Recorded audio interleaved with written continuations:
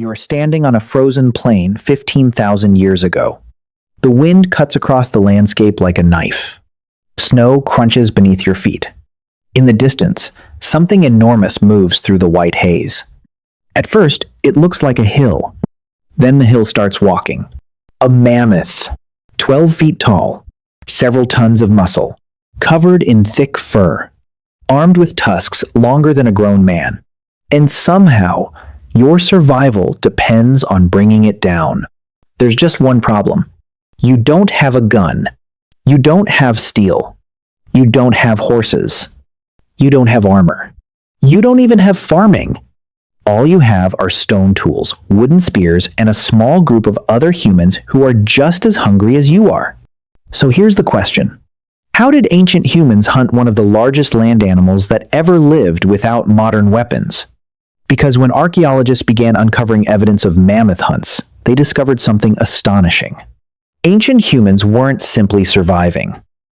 They were carrying out some of the most dangerous and sophisticated hunting operations in human history. And the strategies they developed reveal something extraordinary about our species. The story isn't really about mammoths. It's about the secret weapon that allowed a physically weak ape to conquer the world. And the answer may surprise you.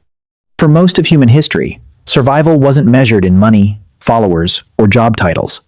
It was measured in calories. Every day was a battle against hunger. Miss enough meals and you died. Simple as that. Now imagine living in a world where a single successful hunt could feed dozens of people for weeks. That's what mammoths represented. A walking mountain of food.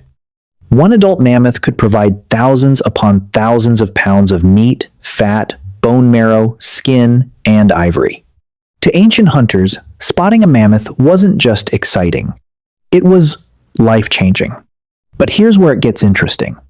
Mammoths weren't easy targets. Far from it. An adult mammoth could weigh up to 10 tons. That's heavier than many modern trucks. And unlike trucks, mammoths fought back. Picture standing in front of an animal capable of tossing you through the air with its tusks. An animal that could crush bones with a single step. An animal surrounded by protective family members. Would you charge it with a sharpened stick? Most people today wouldn't even approach an angry cow. Yet ancient humans repeatedly hunted mammoths across Europe, Asia, and North America. Archaeologists have discovered mammoth bones covered with cut marks made by stone tools. They've uncovered camps built from mammoth bones. They've found entire kill sites where multiple mammoths appear to have been hunted by human groups. Think about that for a second. Somehow, a species that lacked claws, fangs, speed, and brute strength was successfully hunting giant Ice Age beasts. So, how? The answer begins with understanding one of humanity's greatest evolutionary advantages: cooperation. If you dropped a single human into the Ice Age wilderness, their chances wouldn't be great. But humans rarely survived alone. They survived in groups. And groups could accomplish things no individual ever could. Imagine trying to move a car by yourself. Difficult. Now imagine 20 people pushing together. Suddenly, the impossible becomes possible. Ancient hunting worked the same way. Humans learned that coordination multiplied their power. A mammoth might be stronger than any individual hunter, but it wasn't stronger than 30 hunters acting as a single unit. This was humanity's superpower. Not strength, not speed, teamwork. And unlike lions, wolves, or other predators, humans possessed something even more valuable: complex language. Now, archaeologists can't dig up conversations from 15,000 years ago. Nobody has found a fossilized team meeting. But evidence strongly suggests that advanced communication played a critical role. Because hunting mammoths required planning. A lot of planning. You needed scouts. You needed trackers. You needed people preparing weapons. You needed hunters coordinating movements. You needed everyone understanding the plan. One mistake could mean death. Imagine trying to organize a football game without speaking. Now imagine organizing a mammoth hunt. Language allowed humans to share information, teach techniques, warn each other of danger, and coordinate attacks with remarkable precision. And then something changed that made humans even more dangerous. Technology. When people imagine Stone Age weapons, they often picture crude rocks and sticks. But ancient hunters were surprisingly innovative. Some developed spear throwers, known as atlatls.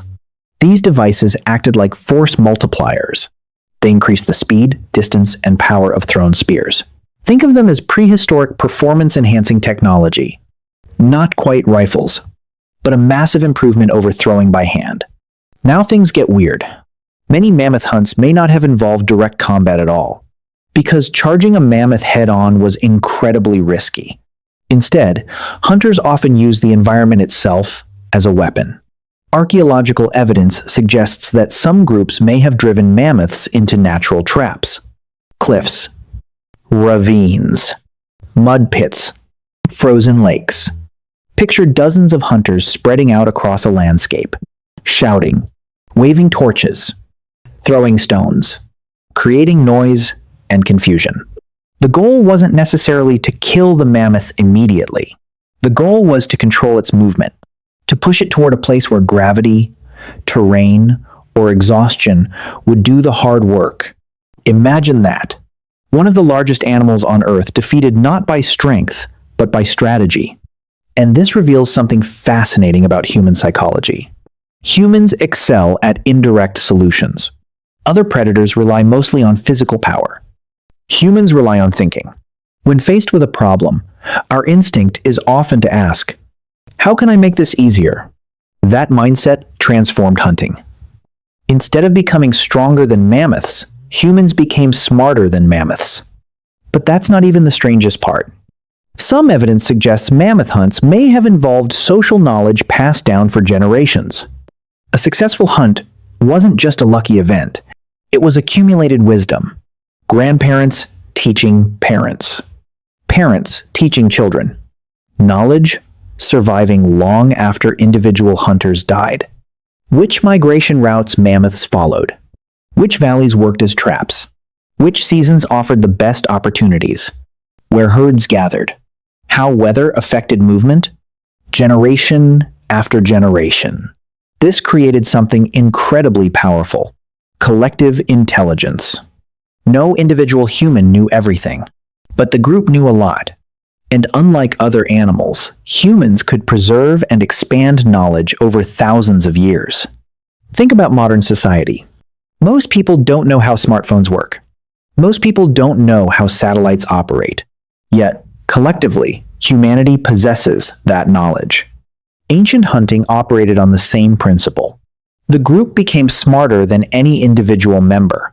And this may have been the true secret behind mammoth hunting. Not courage. Not weapons. Knowledge. Lots of it. Of course, mammoth hunts were still terrifying. Even the best plans could fail. A frightened mammoth could stampede. A hunter could slip on ice.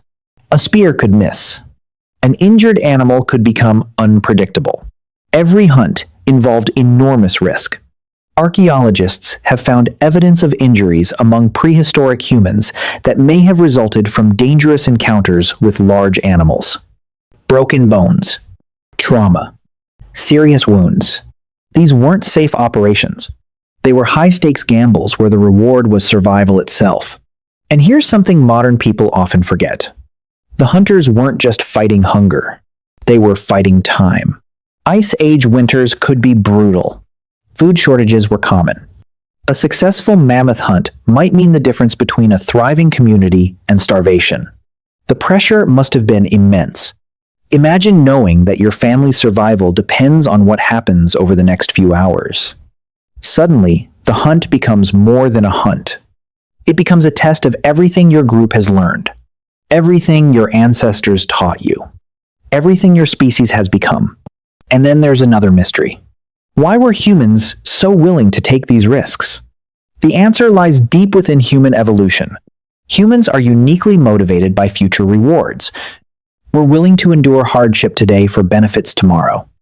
You go to work now for money later. You exercise now for health later. You study now for opportunities later. Ancient hunters did the same thing. They accepted enormous danger because the potential payoff was enormous. Thousands of calories, warm clothing, tools made from bone, shelter materials, resources that could sustain entire communities. The mammoth wasn't just food. It was survival transformed into physical form.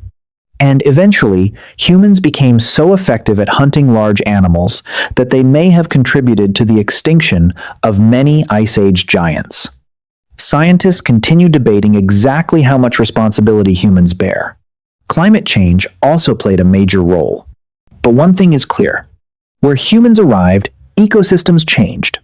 This happened again and again across continents. The pattern is difficult to ignore. The same species that once struggled to survive had become one of the most influential forces on the planet. Think about how remarkable that is. Our ancestors started as vulnerable primates living among predators. Over time, they learned to cooperate, to communicate, to innovate, to plan, to teach, to imagine. And those abilities transformed them into something entirely new. A species capable of reshaping entire environments. A species capable of hunting mammoths. But perhaps the most important lesson isn't about mammoths at all. It's about human nature. When people picture ancient humans, they often imagine primitive individuals barely scraping by. The reality was far more impressive. These were intelligent people solving incredibly difficult problems under extreme conditions. They understood animal behavior. They mastered landscapes. They developed technologies. They built social networks. They passed knowledge across generations. In many ways, they were doing the same thing we do today. Identifying problems, sharing information, developing solutions. The tools changed. The minds did not. And that's why the story of mammoth hunting still matters. Because every modern achievement traces back to those ancient skills. The smartphone in your pocket, the cities we live in, the spacecraft we launch, the medicines we create. All of it emerged from the same abilities that once helped small groups of humans face giant mammoths on frozen plains. Cooperation, communication, creativity, long-term thinking. Those qualities allowed our ancestors to survive the Ice Age. And they continue shaping the modern world. So the next time you see an image of a mammoth towering over a handful of hunters, remember what you're really looking at. You're not seeing a battle between humans and an animal. You're seeing the moment a new kind of power emerged on Earth. Not the power of muscle, not the power of size, but the power of shared knowledge. A power strong enough to bring down giants. And perhaps that's the deepest lesson hidden in the frozen past. Humanity's greatest weapon was never the spear. It was the mind. A mind capable of working together with other minds. A mind capable of turning fear into strategy. A mind capable of transforming impossible odds into survival. The mammoths are gone now. The Ice Age has ended. But that ancient spark remains inside every one of us. Because the same species that once stood trembling before giants eventually learned how to become one.